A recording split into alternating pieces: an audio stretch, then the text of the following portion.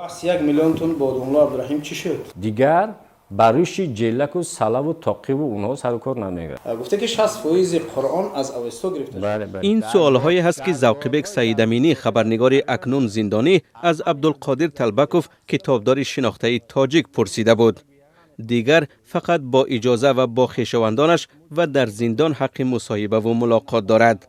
روز 3 نوامبر در دوشنبه او را با گناه افراطگرایی از جمله پیروی به گروه ممنوع 24 به 7 سال زندان محکوم کردند. خودش گفته است که گناه ندارد. اعضای گروه 24 هم چنین میگویند. ذوق‌بک سعید امینی هیچ ربطی به حرکت سیاسی گروه 24 ندارد و نداشت و بارها هم در صحبت‌های خود تاکید کردند. و سبب اساسی این است که حکومت امروزه تنقید را قبول ندارد و این نفرانی که در درون بودن، روزنامه‌نگاران، اینها تنها از کمبودی‌ها میگفتند و اینا را می‌خواستند که ملت تاجیک، شهروندان تاجیکستان، اینها در یک حکومت آباد پیشرفته زندگی کنند. خب از اینجا برآمدم با یادم این رسید که چند روز پیشتر ذوق‌بک سعید امینی که قبلا در تلویزیون دولتی تاجیکستان کار کرده است، سالهای اخیر بیشتر در شبکه‌های اجتماعی فعال بود و آشکارا عملکردهای مقامات حکومت را تنقید می‌کرد، کاری که خبرنگاران داخلی بسیار کم می‌کنند. به گفته یکی از خبرنگاران تاجیک از ترس تعقیب و زندانی شدن تاجیکستان را ترک کرد، ذوق‌بک سعید امینی فقط برای آشکارگویی پس پنجره فرستاده شد. حکومت‌های مردمی از آزادی بیان و فعالیت خبرنگار مستقل هیچ هراسی ندارند. این حکومت‌های نامردمی و دیکتاتوری هستند که از آزادی بیان و فعالیت خبرنگار مستقل میترسند و طبیعی است که پیش راهشان میگیرن، خبرنگار را مجازات میکنن.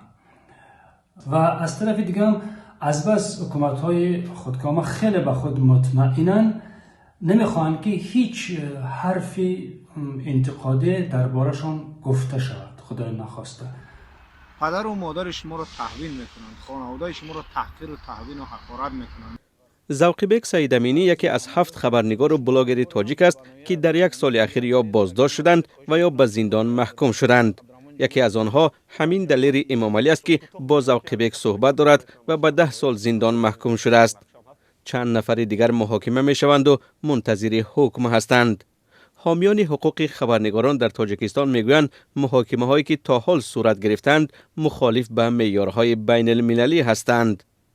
نسبت این ژورنالیست های جوان خیلی جبر شد، یعنی حتی گناه هم داشته باشند تا به این درجه سخت محکوم شدن آنها از روی عدالت نیست.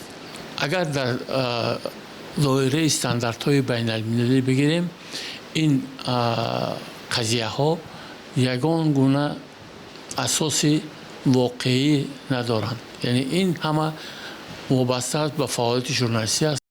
سازمان‌های حامی حقوق از جمله دیدبان حقوق بشر و گزارشگران بدون مرز بارها از حکومت تاجیکستان خواستند که ذوق‌بک سعید امینی و خبرنگاران دیگر تاجیک را آزاد کنند و بگذارند که رسانه‌ها بی ترس و بیم فعالیت کسبی خود را اجرا کنند.